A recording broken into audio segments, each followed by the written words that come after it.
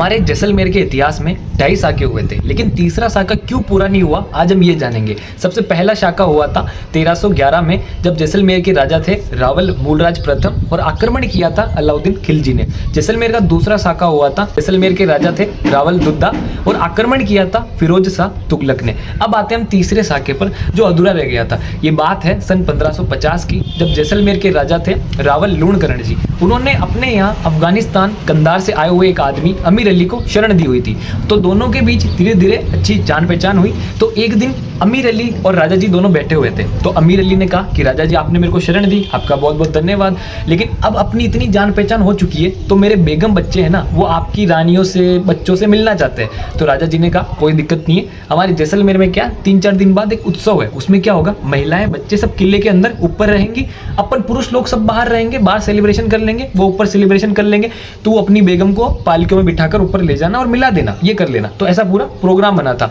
तो यहाँ पर अमीर अली ने विश्वासघात किया, उसके मन में छल कपट आ गया। अमीर अली ने उन पालकियों में बेगम बच्चों की जगह सैनिक बिठा दिए तलवार की जगह, और ये सोचा कि ऊपर तो महिलाएं और जो बच्चे हैं तो ऊपर किला तो अपने कब्जे में आ जाएगा, राजा भी बाहर तैयार नहीं है तो राजा को भी बाहर निपटा देंगे, जैसलमेर अपने कब्जे में आ जाएगा।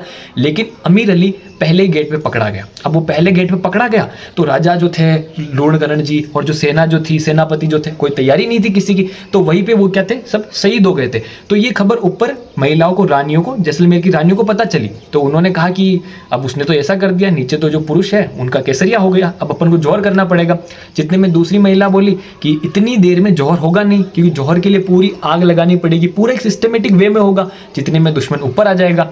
तो तीसरी महिला ने कहा कि अगर जौहर करने का समय नहीं है तो इन तलवारों से हम अपना गर्दन गला काट लेंगे, लेकिन दुश्मन की कैद हमें स्वीकार नहीं है। तो उस समय ऐसा हुआ था, महिलाओं ने भी केसरिया किया था, महिलाओं ने भी अपना गला काट लिया था और पुरुषों ने भी केसरिया किया था। इसलिए ये साका अर्ध साका माना जाता है, क्योंकि केसरिया ही हुआ था, जौहर नहीं हो पाया था।